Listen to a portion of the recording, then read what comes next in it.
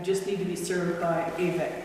They don't pull water out of our basin and send it over to their basin, because that's actually not even allowed under the law.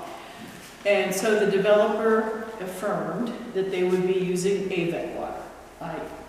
For what it's worth, we still need to get that confirmation from District 37, but it's an important admission that we got from the developer. So now we go back to District 37 and make sure they come up with a fee structure that works and all that other stuff, and just gets water for that. Because it's also, the plan is to take the water pipe all the way into basically the heart of, I will say, near the airport, I think it ends up, or near Sierra Colony or something. So the airport, okay. And so I participated in that meeting, so did Pam, and on behalf of the town council. And we tried to make it clear, you know, knock yourselves out, put all the water in a hotel you want, just make sure it comes from AVEC and not our basin here. The other issue, there's two other issues. One of them is the property's right on the active border. So while we're not particularly, have realized that the park needs assessment they did in 2016 for our community and for other communities in North County really wasn't good. And they missed the mark, because our park situation up in this part of the county is different from the park situation down in Willowbrook and Avocado Heights and other unincorporated communities. So as people have pointed out, we are was land rich but amenities poor. Down in urban areas, they have little space with a lot of amenities on it. We have a lot of space with nothing on it. So our situation is very different. So they sort of decided to kind of reach out and get a better grasp on what people in this area want, rural communities and northern area communities want. And so that effort went on for this, sort of started in the late spring, but parks can't really meet in person, and we really can't meet remotely.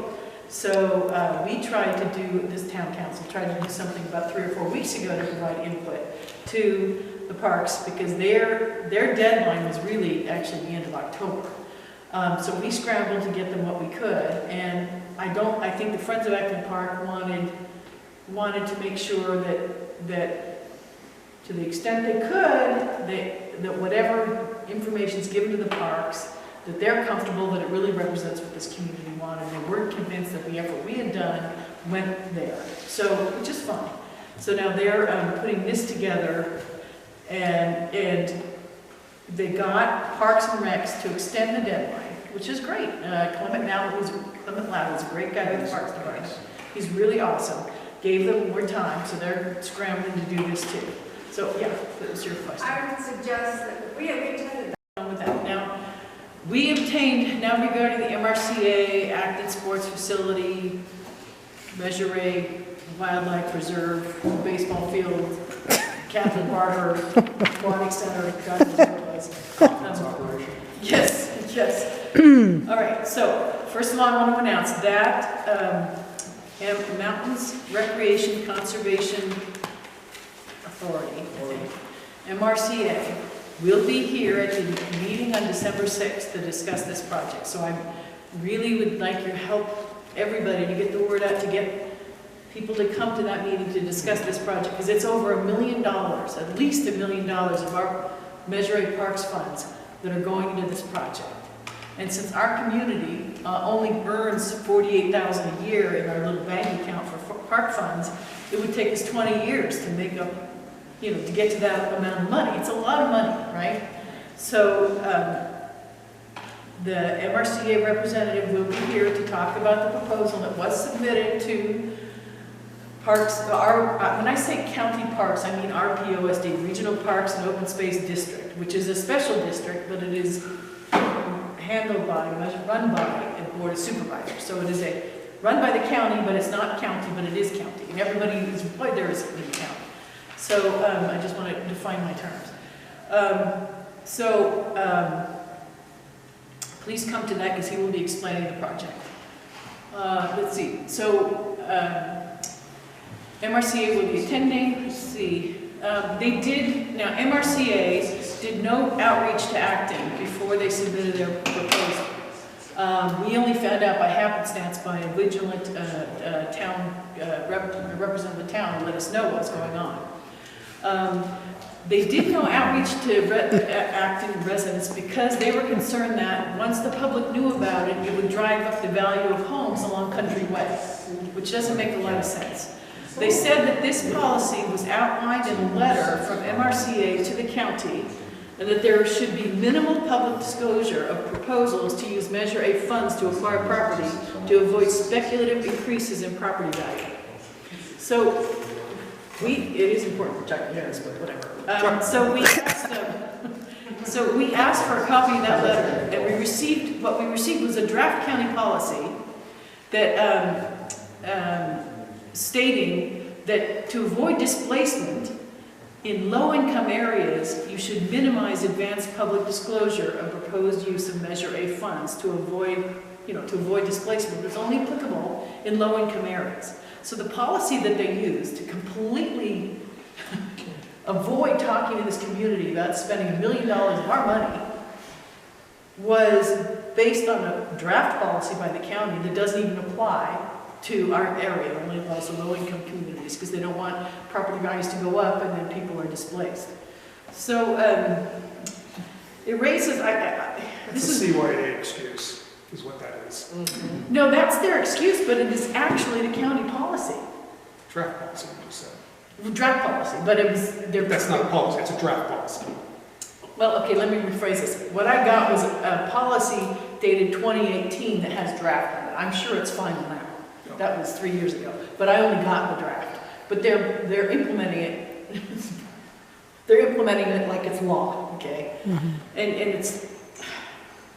it raises a significant problem. Measure A is about local monies being spent the way local people want it to be spent in local areas. That's the way it was sold on the ballot. That is exactly how they sold. So it's shocking to me, people are supposed to make local decisions on how their tax money is used. This purpose is completely defeated when local people are intentionally omitted from the stakeholder process until after the decision is made to award the funding for the project. So because of this, we need to have a discussion with County RPOSD, which is also County Parks, but not Parks and Rec. It's different. Because this policy, this is their process. This is their millions and millions and hundreds of millions of dollars that they're raking in every year, however much. So I would like to ask a meeting for them to revisit this policy, because I don't think you should do that even in low-income areas. No. Spend money on projects and not tell the community about it? It's more secrecy so people cannot oppose it. And exactly. And it's just that they hide under this as land acquisition, but they don't even say what they're going to do with it. Like in this proposal, it says, well, we could put, right now, part of it's being used for a parking lot, and we could do that. And we could put in an equestrian, trailhead. Except, when you actually look at what they're doing, the trail and all of the facilities would be on the rehab. So this whole property, 113 acres, except what they might give us for a parking lot, because it's already being used for that parking lot, and our people here need it, the baseball team and folks, could just totally not be used for anything. We'd be completely locked out, because all of their trail amenities that they're talking about is on the county property anyway. They even say it. No, just the thought that it's going to drive up the property value of what they're trying to buy. The property's already changed hands, Yes. and the value's already gone up. Yes. So that's ridiculous. None of that makes any sense. Right, I agree. So I think we need to, I think we should have a discussion with RPOSD. And so I have a motion, but I've written it down already, Kelly. Thank you. We need to ask for a meeting with RPOSD for the opportunity to meet with them to discuss this policy and other problems that we've encountered in their Measure A implementation program. And we have a quorum, right? I guess I vote. If you vote. That's my thoughts. I'm cool. Okay. Pam seconded. Oh, did I? You said I'm cool. I did. Yeah, You call it a second, that's fine. I think arrange deals Yeah. under false pretense, serious false pretenses, Yeah. claim that everybody's involved when who knows who's involved, and promise the Community is community, definitely not. promise our children in our high school things that they never intend to deliver, such as a sports complex. Yeah.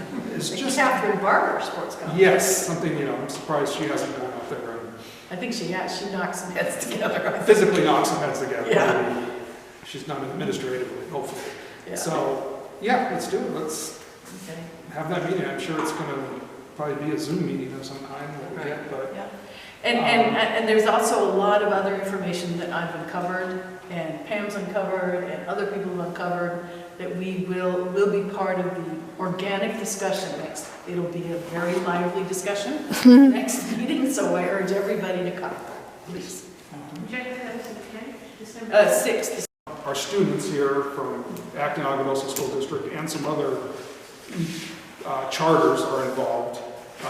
Have a group that's run by one of our fantastic teachers, Larry Rowland.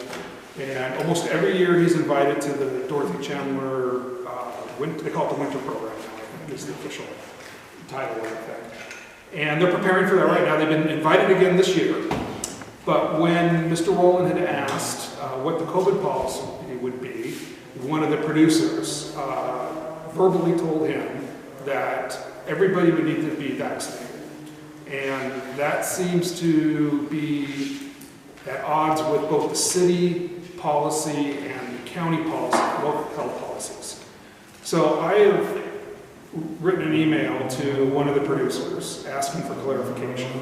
And if this is something that we can't get cleared up in the next day or two, I think we're going to need to get the help of some of the community members and also the supervisor to, at least, because that's county run. Dorothy Chandler, to my understanding, is county run, but it's inside the city of LA. And Chuck and I had a conversation earlier, and he said, well, the museums are county run, and they're following city of LA COVID policy.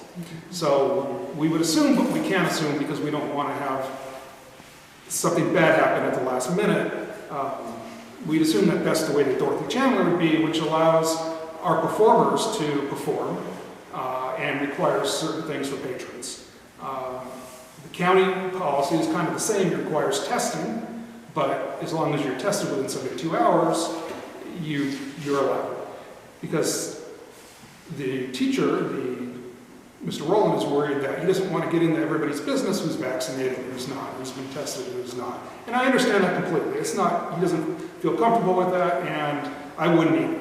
And looking at the policies, it's quite clear that there's a path either way for the students and the parents to get there and perform. And, so if we don't get some kind of confirmation back from the producer of the show saying we're using LA County and here it is, or LA City and here it is, then we're going to have to kind of mobilize and put some pressure on. I will say this, it would be to their best interest to follow the county procedure, because according to city regulations, the ordinance that was passed, it says straight up, I'll read it to you. I have it highlighted. It says, this section requiring proof of vaccination, does not apply to a non-resident performer who enters a covered location for purposes of performing or competing. So, none of our residents in Acton are residents of the city, and they would be performers, so they wouldn't have to do anything to get in. So, not even do a COVID test, which seems crazy to me, especially if the parents are willing to do a COVID test. So it seems like it would behoove them to follow the county procedure, which, by the way, they're already following right now. To this day, they follow, according to their website, the county procedures for patrons For and people patrons. attending, whether Yes. they're performing or they're patrons. Right. So I agree. I don't know how to do that though. Well, let's see what comes back. I mean, as of today, after this afternoon, I haven't received any information back. So if it doesn't come tomorrow, I think, I don't know, Chuck, what do you recommend? Because this is a super, last year, not COVID last year, previous year, supervisor was there. I mean, this is her big thing. Yeah, it's a big deal. I'll ask our downtown office tomorrow what they know about it. If the kids that are performing, I don't guess they're all kids though. There's a lot of them Most don't? of them are minors, but there will be a few 18-year-olds. Ours are kids. Ours They're are- students. How about are they all from schools? Is everybody from a school? All the other? No, the performers? Yeah. No, they're groups, they're all kinds of groups from all over the county. Some of them are like folklorical dancers, adults, yeah. I couldn't remember. But there's a lot of children acts, a lot, yeah. That's what I'm, And I would imagine almost everybody's going to be under 18. I can't imagine too many. We have a few alumni that may perform with them. You have Mr. Rowland who performs with them, And one adult parent. and one adult parent, but yes. The rest are majority of them kids. are under 18. And if it helps Supervisor Barber in her struggle on this, the people will be more protected if they follow the county procedure, because according to the city ordinance, they don't have to do anything. They don't have to get tested. they just show us, okay, all right. That's what it says. I'll email this to you. Only my only knowledge of this is just what the museums do, but those aren't directly run by the county. It's possible Dorothy, the music center is run directly by the county. I don't know. So, but anyway, let me ask you more offline. Yes, it's a very big deal. It's always been a big deal. The county, and I'll tell you this also, which I found very interesting. The county policy says that, I think I have it highlighted here. I can paraphrase it. If you have to follow the city policy unless you are already following the county policy, and then you don't have to change anything. And they're following the county policy. If you'd like, I can email all this stuff to you with the highlighted parts that are critical. Yeah, I'll ask them. This has devastated our kids. I mean, after the last year they've had, they couldn't do it last. And the sports complex falling through. There's so much emphasis put on the kids' health, mental health. And, the whole COVID thing and, their mental health is being stretched to the limit.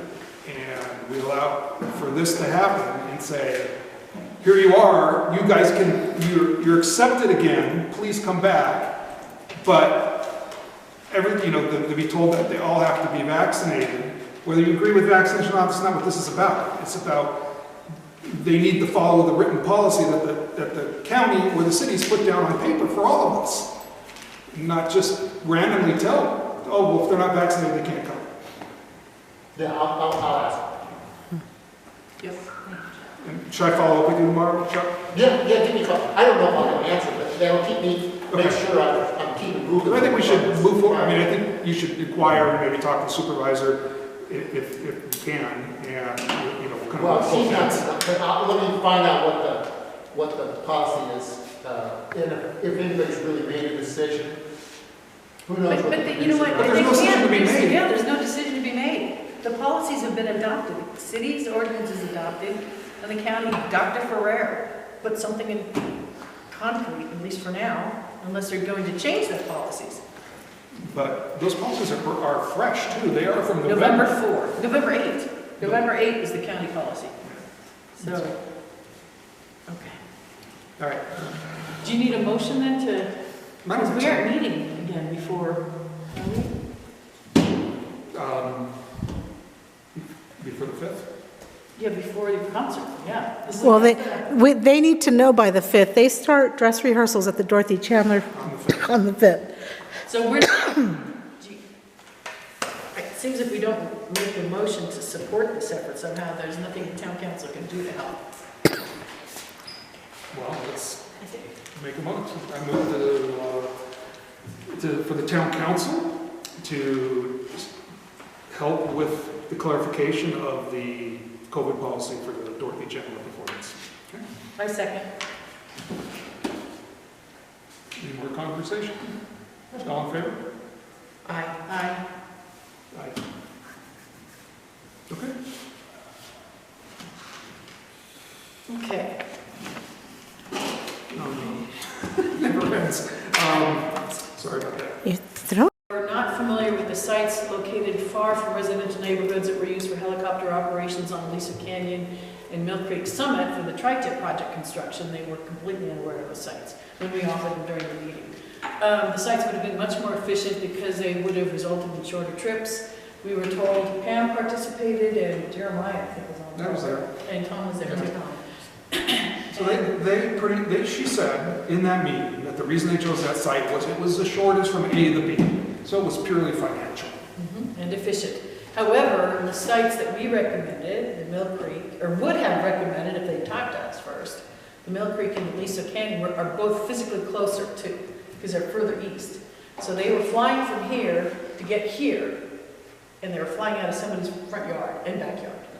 And they could have flown from here to get there. So it would have been a shorter, and I explained that like 4 times, and they were like, no, it's better that we did it this way, it's a shorter trip. I was like, Well, the problem, and the bigger problem is that they're choosing their helipads based on the shortest trips, because I understand it's $4,000 an hour to run a helicopter, okay? And you get more trips in, it costs you less money. But that shouldn't be the criteria they use to choose a helipad. well, also, they could have had shorter trips, even shorter than Bear Trap, if they used the places we're recommending. There's places on top of Mount Wilson they can drive to with trucks and run helicopters out as well. Well, yeah, well, that's true. But there was no need for any of that flying there. I agree. They said, oh, safety's really important to us, and they gave us a lot of paddle and stuff. And it was timed. I think PUC knew that we were having this conversation with Edison, because as soon as that conversation was over, within minutes, we got a letter from the PUC rejecting our complaint, which is fine. But So- safety is the main issue. You've got homes. Yeah. You've got fire danger. You've got dry conditions. You've got wind. You've got a helicopter that can crash and light up that whole area. I mean, And you got 4,000 gallons of... literally, people living in a that's a neighborhood in Bear Trap. In a high fire hazard. And so what do they say about safety? They said that, I don't get Monday it. they were flying, on the Monday they were flying, this community was under red flag warning. Yeah, Chuck we're was under on a PSPS. PSPS event, or PSPS warning. Morning. So, it's insane. So they rejected the filing. I didn't understand the reason. Oh, okay, so they said that we didn't cite any order or notice that Edison violated. I'm like, well, yeah, we did. What we did is we cited to commission directive and policy directing, requiring public utilities before they initiate a project to go and comply with the zoning ordinance requirements on land use issues or get a variance, black and white, and we cited that. But I realized when I wrote the thing, I didn't cite section 14B of General Order 131D. So I had to put those words in, those little... There you go, Jackie, you ruined the whole I thing. did. I mean, of course. It's 14, it's section XIV space B of GO-131D, which is fine. So I have made the changes to the complaint. I also reworded some of it because when we filed the complaint, at the time we filed the complaint, the helicopter flights were still going on, but now they finished, so I had to rewrite it in the past tense. So we can just refile. Jeremiah signed it last time as president. He's not here, so if you want to sign it, I have the papers here. I sent it out to the town council earlier. So they clearly violated General Order 131G, Section XIVB. I think we need to call the NPR lady again who interviewed Jeremiah Yeah, and get her to do Yeah, part 2 story. She emailed. The problem here actually is not so much with Edison, it's the county. Because we filed complaints with the PUC before. I have a decision issued by a PUC judge that states, almost verbatim, the PUC can't do anything about a county that refuses to implement its own ordinances. We can't force them to do that. And what we keep getting back from regional planning is that Edison is exempt from all permit requirements. I'm like, no, they're not actually. Here, right here. Here's the judge's order. Here's the black and white, right? Oh, well, and then it's like, well, I know, but we don't want to get into it. So it's really, I think the problem really is with regional planning, who's not, who's not even pursuing their own permit requirements when we pointed out to them. But I would suspect that this contractor just went straight to the job. Well, that's what the guys, Edison, they admitted it. Yeah. The pilot overflew the area, decided he liked that lot the best. So they built the lot, they built the pad on Sunday and were flying on Monday. You can't get a permit. And they in county denied on a all the Sunday. fact that they cleared any of the ground or Oh, that yeah, so we didn't clear it. they gassed up the helicopter, and I said, I saw it myself. There was just so much, it ended up kind of feeling just like a PR type of thing. And they were gonna get back to us, which I've not heard from anybody. They were gonna get back to us to clarify any of the things that I saw on the day when I was out monitoring for They were Jack. saying, Pam got mad. She's like, look, I was there. I saw it. This is what I Well, they were saw. denying it, you know? You mean the gal that was here at the last meeting? When she Yeah, s- for sure. Right, yeah. She didn't deny anything, but the people on the call were denying. Oh. There was the guy Oh, there. the main guy that Yeah. actually lives here in He actually Acton. lives in Acton. The guy Okay. who did the helicopter stuff, and he said, what we did is we got a helicopter, it was a really great cracked helicopter crew From the East Coast. So I said, well, you can't have somebody from the East Coast, you should have talked to us, we would have told you about this pad, you guys use it. He said, well, the pilot looked at the Mount Emma Road pad, and he just didn't like that, so he wanted to go here. I'm like, well, there's Mount Emma Road, there's a lot of other better pads than that, you know? No communication to any of those poor neighbors. Nope. It just started flying. Yep, oh, but they did communicate, and we care about safety, and it's all for your best interest, Pam, so we're taking care of you. So, anyway, so. It was interesting. it's Don't frustrating. question your overlords for crying out loud. In their minds, they're overlords. So, I signed that. Okay, there's 3 pages, there's the affidavit and, not affidavit, it's verification of signature, and then a privacy notice thing. Sorry. Any questions on Edison? Not unrelated specifically to that, but it is Edison. I had asked, she repeatedly said, well, if it's like last year, when we're Yeah. talking about more PSPS, if it's like last year, and I asked her, what exactly was last year? And, what was the criteria you used last year, so we can, so if we see similar conditions, we can look at last year's criteria, no, yes or no, we're gonna get PSPS, or we're not gonna get PSPS. We never, ever, ever have gotten that information, ever. Right. And they come here and they tell us how wonderful they are and how important we are, and how wonderful covered conductor is, And they're looking out for us. and how they're looking out for this. And there are 2 things that are still unanswered. One, what was last year, so we can actually compare it to this year. And 2, she said, some of those circuits have multiple ways to be energized, and she would get back to us. Yes.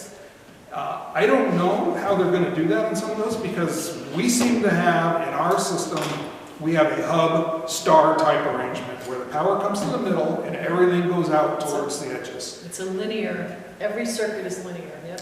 So we have a bunch of circuits that come out of a center area and they go out. So how they can cut off one part of a circuit and re-energize what's beyond it is beyond me, and she said, oh, we can do that. And we asked, well, what?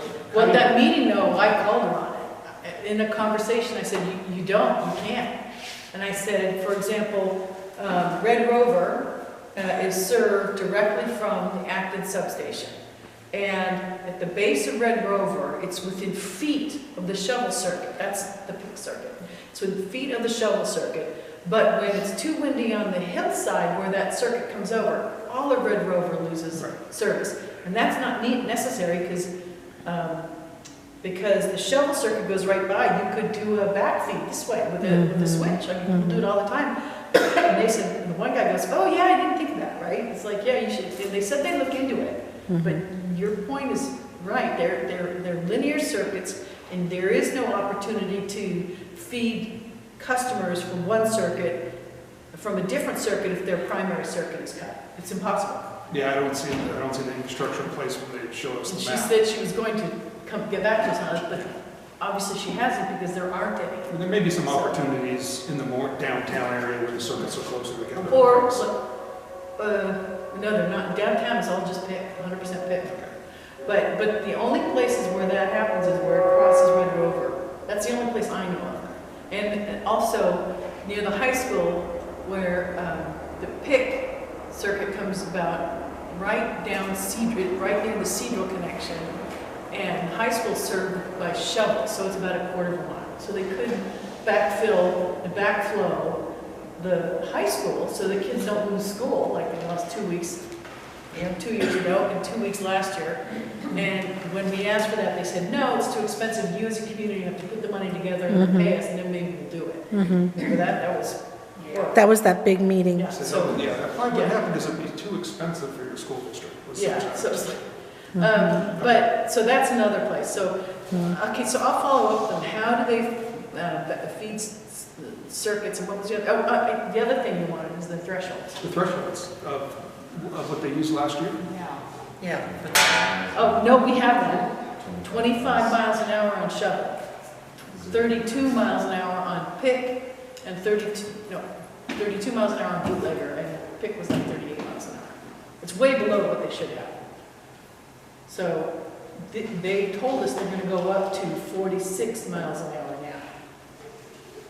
But they have it in, I have it right. We But do, okay. you know what? Well, from last year, we don't have it in writing for this year, we just have them I'll tell you what I can do is I can submit a discovery request for all their current thresholds, wind thresholds, for FPI and wind speed on the 3 circuits.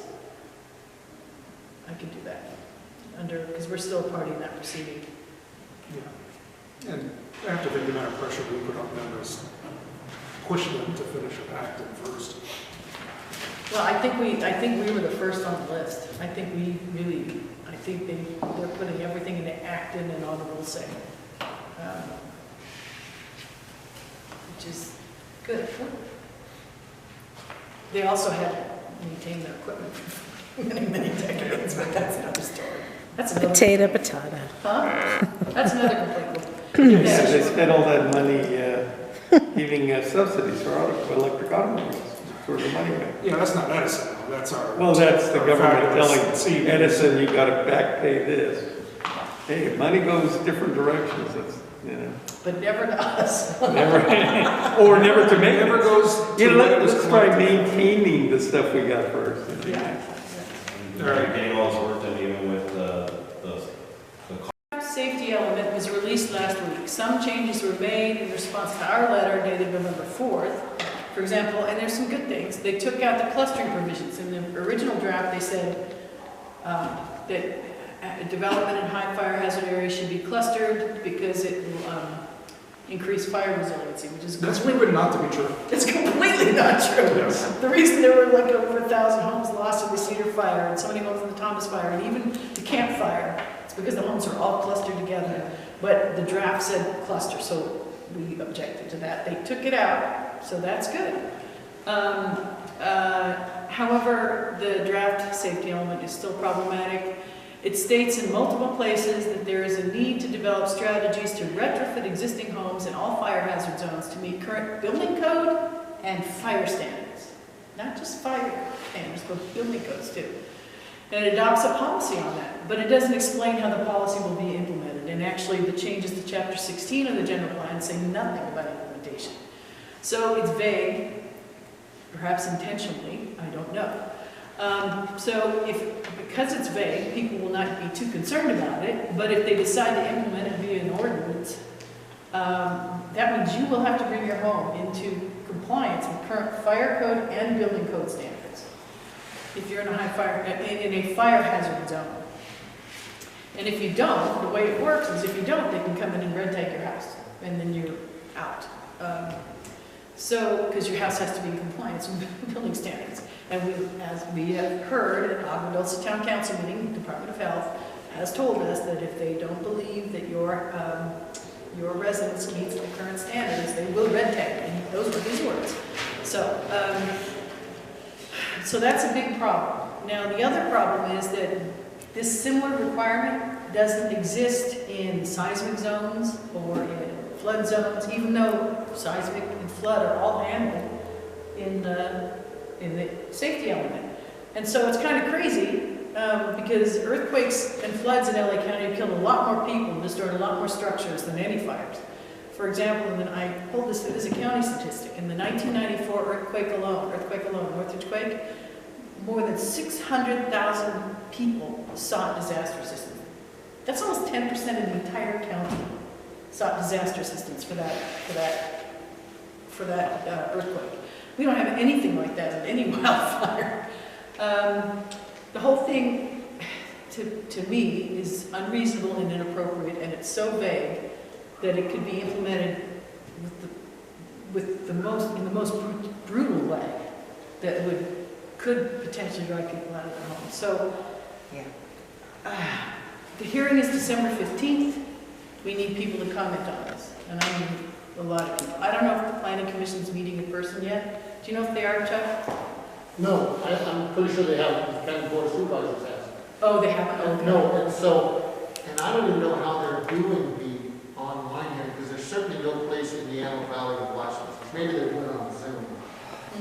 Yeah, they are doing it on Zoom. I've been participating via Zoom, and they're pretty generous about things, about commenting on, accommodating people with difficult access issues. I think they've extended their comment period. We got an email on that. Did you get that email? Past December 15th? No, the hearing's December 15th, but you can still submit comments or something. There was a deadline, but they extended it. Did you get that email? No, there was a deadline November 4 for the first draft. Yeah, but we just got one yesterday that said The they're. second draft came out, and now, okay, if you could forward Yeah. that, I'd appreciate that. Yeah, I will. But, a couple of months ago, I sent an email to Anish in Supervisor Barber's office and Chuck and Donna about the CPA report that had a lot of really Machiavellian provisions. Anish looked into it, and he got back to us, and he said, talk to regional planning, they're not going to be implementing all the measures in the CPA report. But the two key measures in the CPA report were make people retrofit their homes to current standards. That was in fire standards, but this general plan safety element says fire and building code, which are it's a lot bigger deal. And then the other thing is prohibition on subdivisions in very high fire hazard zones. They made changes to that version of the draft, a couple of weeks ago, we commented on, but they still are prohibiting subdivisions in very high fire hazard areas unless it's surrounded by development. Now, I don't know what that means. So if all the parcels surrounding you have a house on it, and it's an 80-acre parcel, but one parcel doesn't, does that mean you can't subdivide?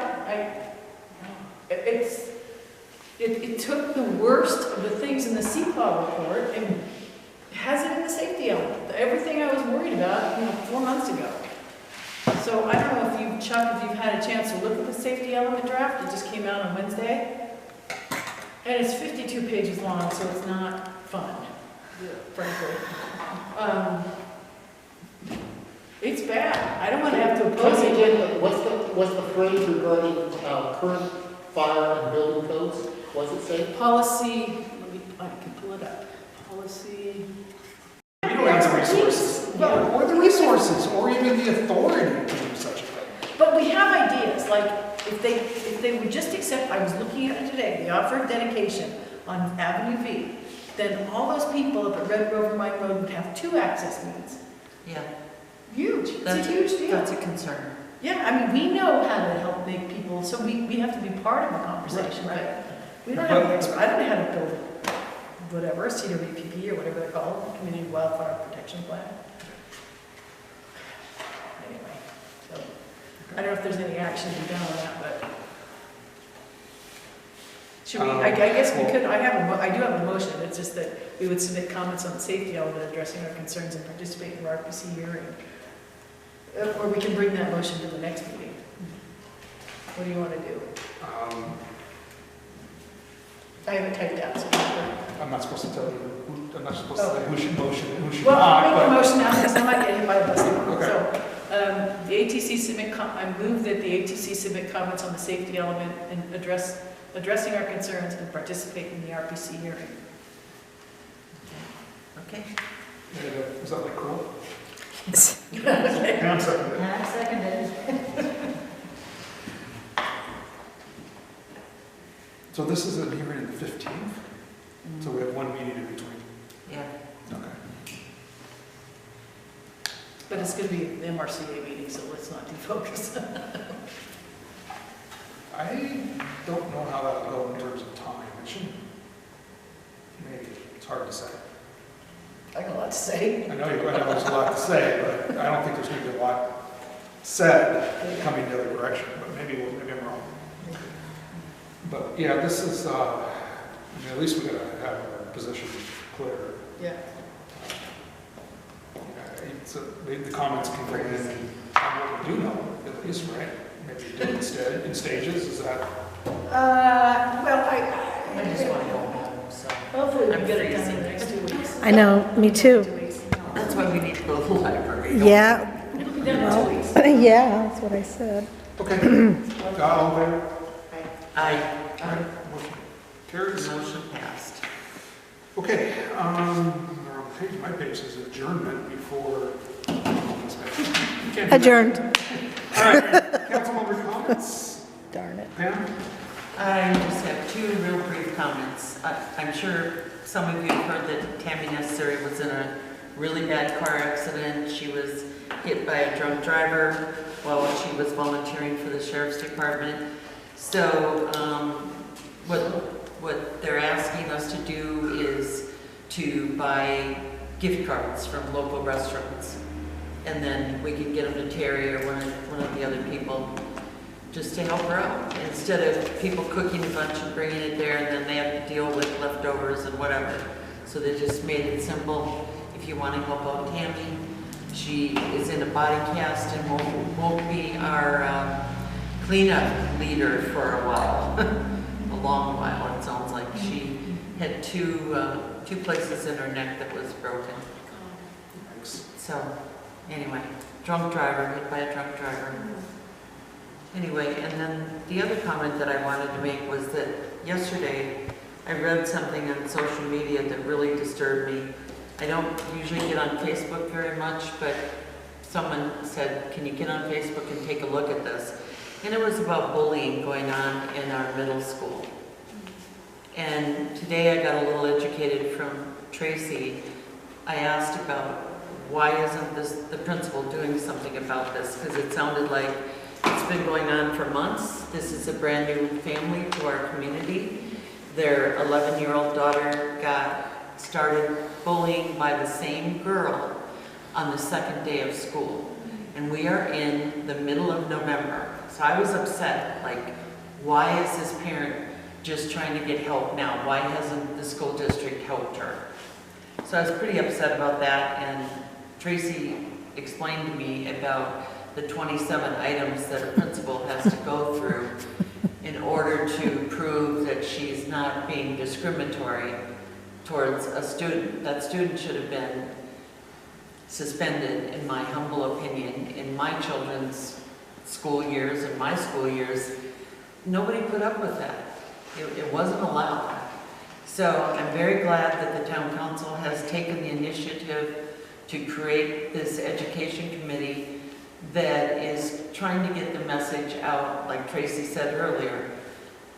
It's so critical who serves on our local school board for the safety of our children, the education of our children.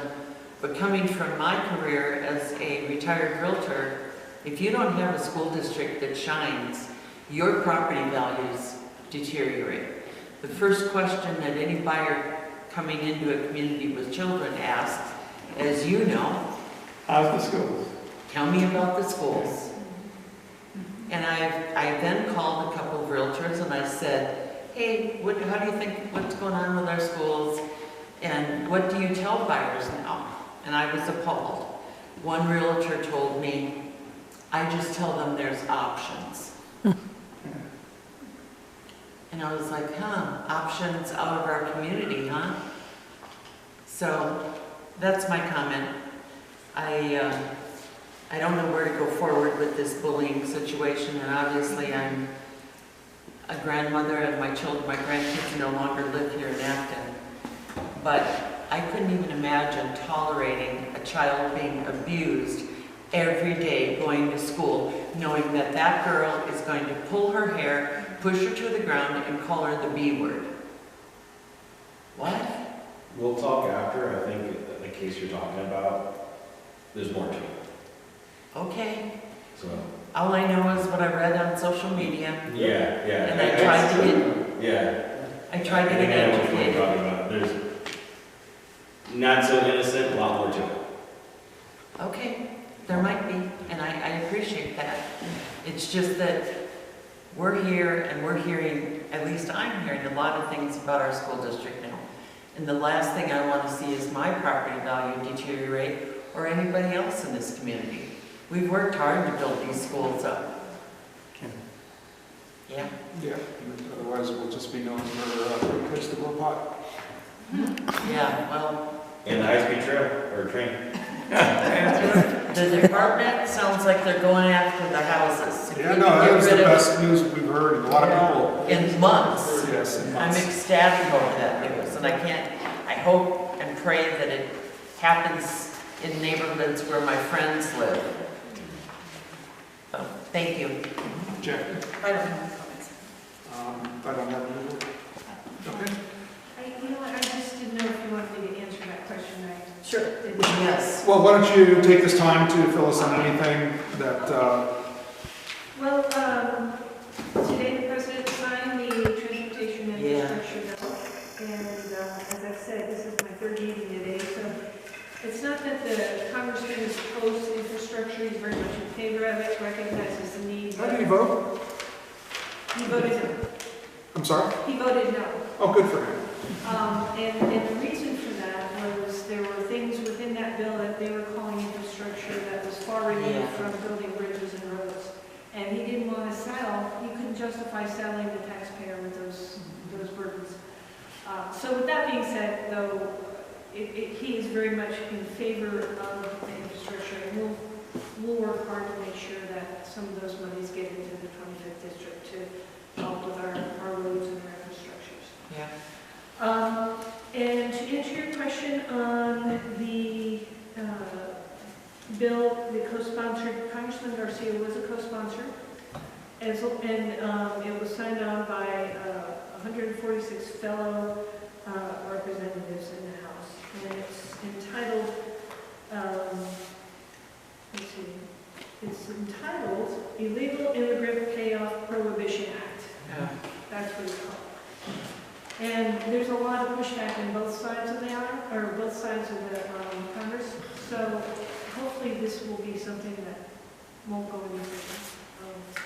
And then as far as the question about the OSHA, the congressman has not come out and made any kind of statement about that, but I think the bill you're talking about was put forward by Representative Andy Diggs out of Arizona. Does that sound familiar? And his objective was to go after OSHA to using this federal agency to really prohibit businesses and states from instituting safety regulations as a misuse of a federal agency. So the goal of this bill would be to dismantle OSHA. Oh, Yeah, that's a different thing. Yeah, so that's one of many. It was earlier in November that they came forward. That's pretty much the only thing I found on that, but I'll keep you posted on it. Okay. He's not commented on any of that. I know, I think we could probably all guess how he would feel about it. He's not in favor. He's always come out and said that the position of any kind of vaccination is between you and your doctor. And his other goal is to get businesses back open, get the economy back up and running. And this current administration seems to be counterproductive to do that. That was quite what you said. Yeah, and we wouldn't want to unwind OSHA. I'm sorry? We wouldn't want to unwind OSHA. and make Yeah, that that was the nuclear option, is what I can read. But again, I know there's a lot of talk, there's a lot of representatives in Congress that are not happy about what's happening, and they're looking at all sorts of legal ways that they can go after this. Okay, thank That you. was just one. So, just trying to think through some of the stuff. The congressman was in town for the Veterans event. He was at the military ball on Saturday. They honored Lou Moore, who's a World War II veteran, a 96-year-old World War II veteran. And my colleague, Chris Ward, who I give her the nickname of Superhero, she worked with Mr. Ward, who was given a $164,000 bill from the VA, stating he owed back, needed to pay back some of the benefits. So Chris was able to work with the VA to get rid of that and to also range to his benefits. As a 96-year-old man, you can imagine how valuable that is. Good grief. So it is crazy, but those are just some of our, I'm not sure if I can explain, just the normal things we walk through in the course of a day. Yeah. We work with some of the things. Really, really proud of what Chris and all the efforts, and Congressman is really working hard to make sure our veterans get, with the reciprocity bill, the spouses of the veterans who are relocated to different bases, to be able to have whatever license Oh, they yeah. have I read that. to be automatically enforced in that new state. And it will help with morale, and help with retention in the military. He's also working on some PTSD, really opening up some opportunities for therapy. They're calling it peer therapy for some of our veterans to really allow that, the funding for that as a veteran to a veteran to help. The daily suicide rate is staggering among the vets. It's really difficult. So, he did state if we can get that Edison meeting between the two town councils, he would like to attend. Because he has been going on and sitting at a thorn in Edison's side of PSPS. I think that's one of the reasons why, and I think Supervisor Barber has too, and I know Nish has, it's one of the reasons why we really fixed stuff here. So I appreciate that.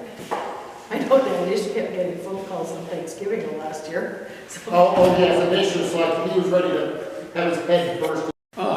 Basically, the assembly is quiet now because they go back in session in late December.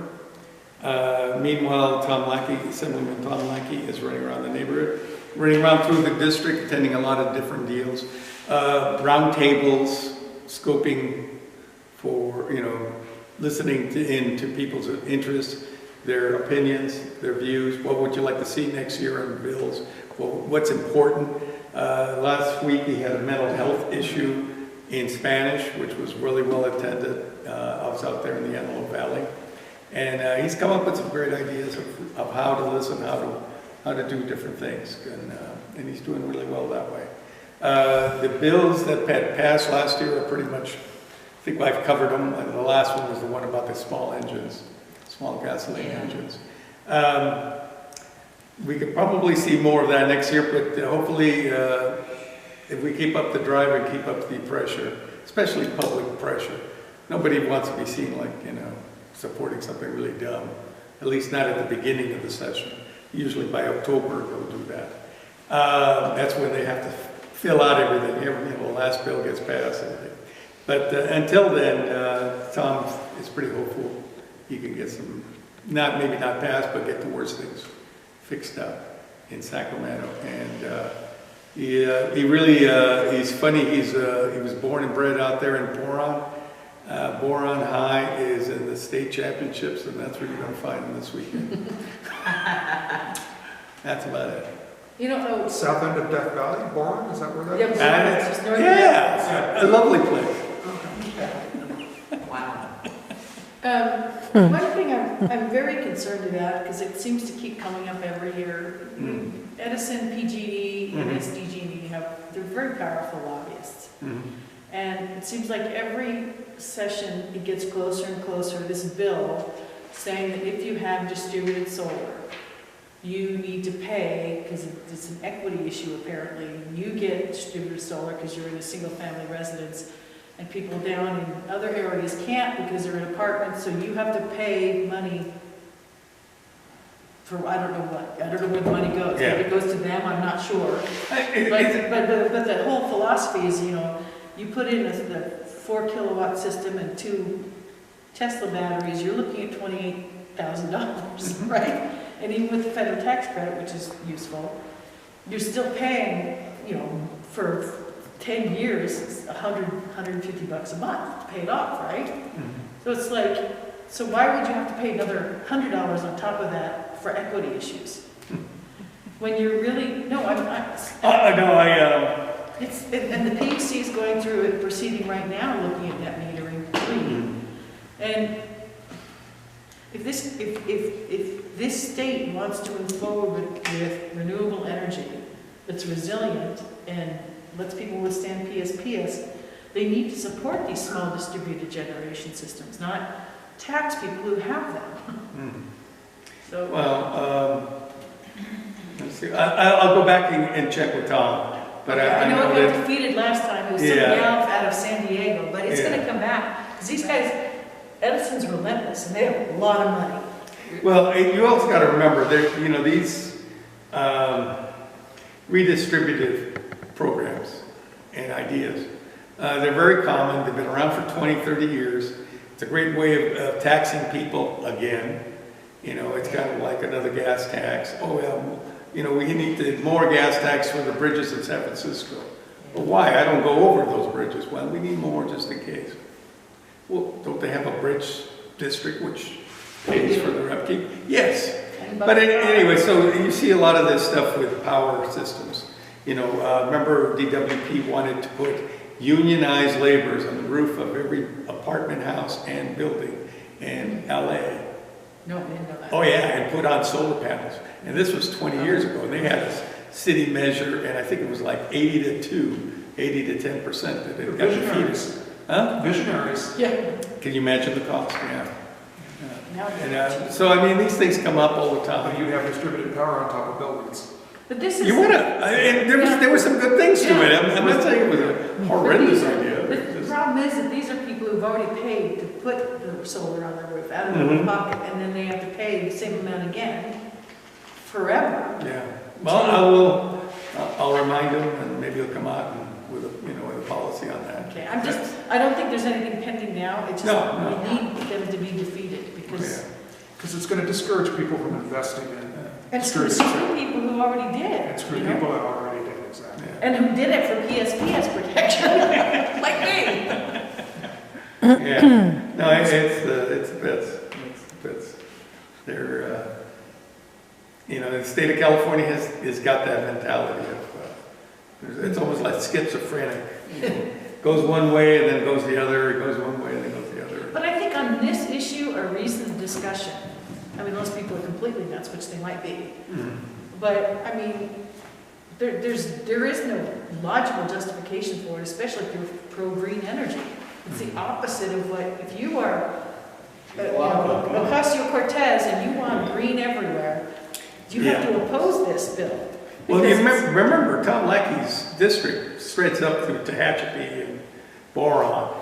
So the other thing about the green energy, it's not very popular up in the northern No, part I know, but of what the I'm county. saying is, if you're on the other side of the island, if you're Ocasio-Cortez, Oh, yeah. and she's Green New Deal all the way, she should be opposed to it too, because it doesn't achieve that goal. Yeah. You No, but it know? does achieve the goal of social justice, and that's all the Green New Deal is. I thought it was global warming. Yeah, so. Sorry, poor Arnold there. If you have any questions about that stuff, Okay. Well, that would please be good email me. to keep his ear open on. And That's- let us know, because then we can call up and whatever, do whatever we can. So. We're into roundtables and this and that. If anything comes up, maybe for realtors, we had one for realtors. I got dignified home loans to attend it. There's some things that are coming up, and I'll see if I could, invite active residents. Okay. And all right, that's about it. Thank you. Thank you. Right, committee reports. Education committee. We had a fantastic meeting with the superintendent for education committee. He gave us about an hour and a half of his time, Wow. and he didn't run away when we were finished. He stayed and talked for a little while. But we basically introduced ourselves. I talked about why we wanted this committee and why it was formed. And Don Schneider talked a little bit about the Shadow Initiative, where people follow the teachers and the kids around.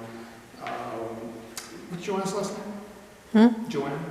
Wayland. Joanne Whalen gave some great information on the history of the school district, and she pulled out a yearbook from like An old one. 70, something like that, 74. Yeah, from, Her husband when he was teaching. yeah. Oh, wow. And At Acton gave it to School. the superintendent as a gift, and he said he'd probably, display it in his office.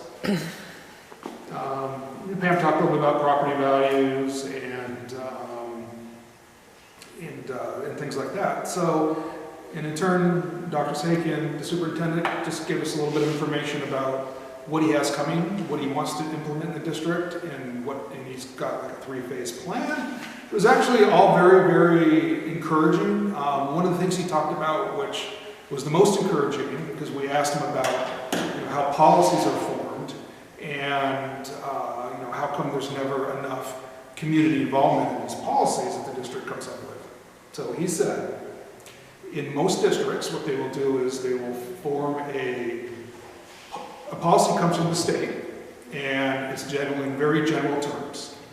And the district will form a committee, a policy committee, with stakeholders and maybe 1 or 2 board members, not enough to have a quorum, but people from the community, and they will look at this broad-based policy and they'll take it and say, here's what we need to tailor to our district, to our needs. And that'll go through this committee.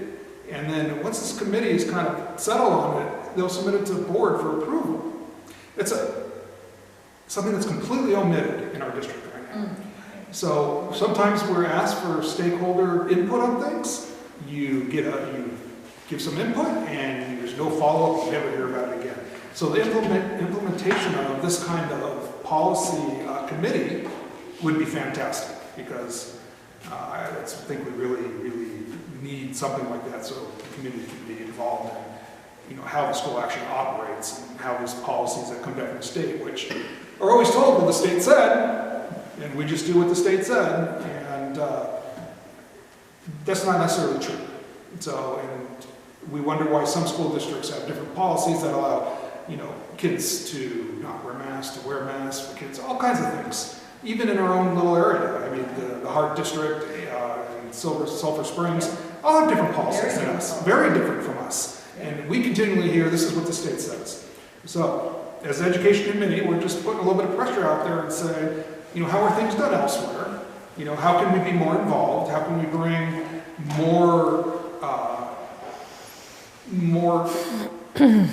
how can we show people what's happening, get people more involved, and open up people's eyes to how things are being run and how they're run in other places? Because, like Pam said, without a school district, without a glowing school district, people aren't going to want to come, people aren't going to want to stay, and it's the culture of the town. It really starts there. So I thought it was really good. I thought it was fantastic. I think everybody on that committee kind of had the same opinion, that it really felt like there's something we can work with the superintendent, and he's interested in not just our group, but hearing from everybody in the community. Pam, you have anything you want to add to that? So we won't go on Facebook and use the B word? That was discussed,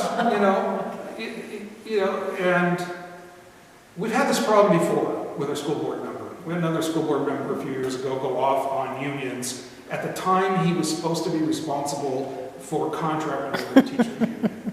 Going on about them.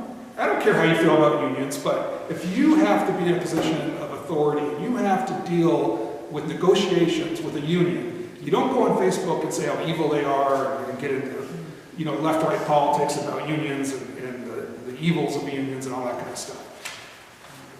I don't know why sometimes these board members don't know why they're there. And that's why we have this committee. Because they're not there just to do what the state says on a state policy. Because if that was the case, we wouldn't need them. Why are they there? I mean, the staff can read the state policy and make it happen. So that's what it's all about. And I feel pretty good. I think we're going to enlighten a lot of people and hopefully get a lot of community involvement. And that's what makes the community work, and that's what makes the school district work. When the people care enough to come up and say, hey, I'd like to see this, or hey, you did a great job on this. And that's what it's about. We think we're off to a pretty good start. That's good. Thank you, Tom. Yep. Thank you, Tom and Pam. And could you let everybody on the school committee know about MRCA? Because I know a lot of the school people were involved in this MRCA thing. writing letters of support for that. Yeah, you know what, we can write I'm not sure how, I mean, we can write an email to the superintendent and kind of explain what happened there. Well, I just wanted people to show up on the 5th, or 6th, I mean. Oh, for that? Yeah, yes. You know, we might be able to do some of that through the student government. Okay, yeah, you could just get the word out. Let's get it down to those Mhm. people. Also, the superintendent has a newsletter now that he puts out via email, and we're going to start attaching this to our website as well. It's really good. It's really quite well done. So if anybody wants to see that, it's up here. All right, and that's it for that. We need to come up with another meeting date soon. Mhm. Planning coordinator? I don't have any more, I'm out with everything already Okay. on all my committees. So. Publicity, we're not actually actively doing anything there. Social media, Jeremiah's not here. Finance, ways and means, Pam? No, there's nothing new about that. Okay. Community standards and decorum? Yeah, what do we, should we reach back out to, Mr. Herwick and see what's going on? Because I know I missed that one, meeting when I was in Texas. Yeah, with Public Works. Well, we're having the tour on the 29th. This issue about the concrete drainage and access talk about and that. trails. Because it was interesting, there was policies that we submitted in that meeting. We gave them all AV policies and general plan policies within our community. Right. And like, things like, you know what, if there aren't trails where the community needs them, then Public Works needs to use right away. Right. And it compels them to do these things. So those issues still, Public Works, it was a great meeting. They took a lot of information back. I still have to write the summary notes from that meeting. I haven't had a chance. There. Beautification, illegal dumping? There, okay. She got hurt. That's- Poor Tammy. Wow. That Agwood also seems to be having a few challenges in that department about the Acton filming standards as if they were adopted. And I'm like yelling at the community, no, they're not adopted! Yeah, so there is some strain, and over in that meeting came up. Well, you know, they got rules for that, and they got rules for that, and you know, there's the rules. They're very, I don't know what the right word is, but Agwood Osei is very submissive to filming, and there are a few areas that are having some serious issues, kind of like issues we have here on the other side of Sierra Highway. What is that? Via Clarita. Via Clarita, right? So one property being used over and over and over and over again, referred to as a ranch. Don't think it has a CUP, but I don't know for sure. Same kind of issue, you know, and if our filming standards were adopted, and if we had support of maybe Agwood Osei as well, and we were able to get that standard that says, you know, you can use your property 5 days out of a month or 2 months out of the year, limit, and if you bust that limit, you need a CUP. And no helicopters, no explosions, and no... Right, and all that other stuff aside, just that one thing seems to be the thing that is the most egregious things that happen to our communities is the one spot being used over and over and over and over for something that has got no proper use. It's not an approved use at all, right? So I don't know if there could be some possibility to get together there and maybe move on that particular item instead of trying to go after a whole list of things like we did before. I don't know, just a thought. I'd be fine with it. We tried to work with them before, and then suddenly they just peeled off and did their own thing. Well, they felt a little differently than we did. You know, it's a different community, and, you know, good night. And maybe they still feel that way. No, I don't want to do anything till the first of the year, so I can't. But there may be an opportunity there, Yeah. because it's the wound is open and festering. Yeah. Okay, so we're gonna kind of talk about that in January. Yeah. Yeah, that's a good idea. Industrial I aesthetics, can't take any more on right now. traffic safety, I have nothing. safe routes to school, nothing happening there. High-speed rail, anything? On the EIR horizon. should be out, the draft the draft EIR should be out very, very soon. For our segment. They issued the final EIR for the Burbank to LA, like 2 weeks ago. But that's underground. Nope, No? well, some of it, yes. Gosh, I don't see how you can, Well, it's like I not- say, existing We're rail. going 200 miles an hour, I can No. tell you that right now. Yeah, Even though they say they are, but anyway. okay. High-speed rail, unfinished new business. I have one thing. Okay. I got another phone call today about people complaining about vacant land being used for stuff. One guy was at Red Rover, I got another phone call from somebody out Shannon Valley. And I know that one Shannon Valley place has been cleaned up, right? The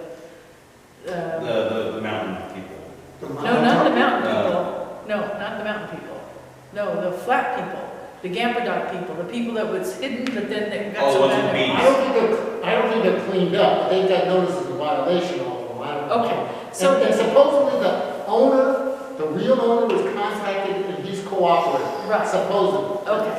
Oh, so it's still not, Oh, so, I'm sure it's not cleaned up, oh no. so, okay, I'm kind of frustrated because somehow there are regulations out there that allow a county to go do something on a piece of property if the property owner doesn't comply with the rule. Takes years, we declared a nuisance. No, if I don't do my brush clearance, the fire department comes in and does it, and then it shows up on my property tax within a year. So there are mechanisms available that are constitutional, both under the state and the federal, that would allow, just focus on vacant property, okay? Let's leave aside the RVs dumping wherever because it's on a house or whatever, just on vacant property, because it's very simple then, right? No permits, nothing. If there are, just putting an NOV on something and a lien takes years, doesn't do anything, whatever, that means that we haven't given law enforcement the tools they need to Well, of course, it's not law enforcement, it's not a penal code violation, it's zoning. Okay, well, somehow, I'm pretty sure that when the fire department comes in and clears my property, that's not penal code violation either. No, but it's not So- law enforcement. No, I know, but the tools that the fire department uses to go on a property and do what needs to be done to comply with the law, we need to make those tools available to the county to clean up a site that's been. So that was part of the marijuana motion from July. It said, look at ways to speed up the nuisance abatement process. 'Cause that's Okay, yes, all right, so here's what I would like to do, okay? What we need to hear from is the people, we need to learn where the gaps are, why it's taking years, and close those gaps up. Because the county does not go on to vacant property and take things away that they just don't like, or even trash. That's just because but the county could. The county. I don't know. The fire department comes in and fight. That's, No, I've been going on a meeting. let me just finish what I want to say. I get that they don't do it now, okay? Just like I get they don't get trails on a ministerial commercial development, but that's just because they haven't written the ordinance to make that happen, okay? well, And if we need to come up with ordinances to fill these gaps, or whatever it is, to give the tools, whatever tools the fire department uses to clear my property when I don't comply, and then bill me for it, and if I don't pay my property tax, I lose my property, which is much faster and doesn't even involve the DA, then those are the tools we need to provide for cleaning up vacant property. I'm sorry. Of course, there's a difference between cutting brush and taking away property off from someone. So those are different And there's things. also a compliance component, so you're like a good citizen, right? So the fire department comes and does their first clearance, you're not gonna impede their way, where a lot of these properties are coming up with just either the property owners themselves are not allowing the county agencies to go out there, so then a lot of times they're contacting me. We go out there and do like noise, abatement, stuff and all the inspection warrants. And it used to be the district attorney's investigators would be the ones. Really quick, I have for the next agenda is a safety element. We need to make sure we put the CSD on if we want to Okay, CSD. discuss that, and education. And then the Talked about MRC wanting guys. to discuss the education committee, so so we need to put those two on the agenda. They're the MRCA people. MRC, right. So that those get discussed. Good, we can go home now. Yeah. Freezing. Right. Sorry. Sure. Okay, everybody got these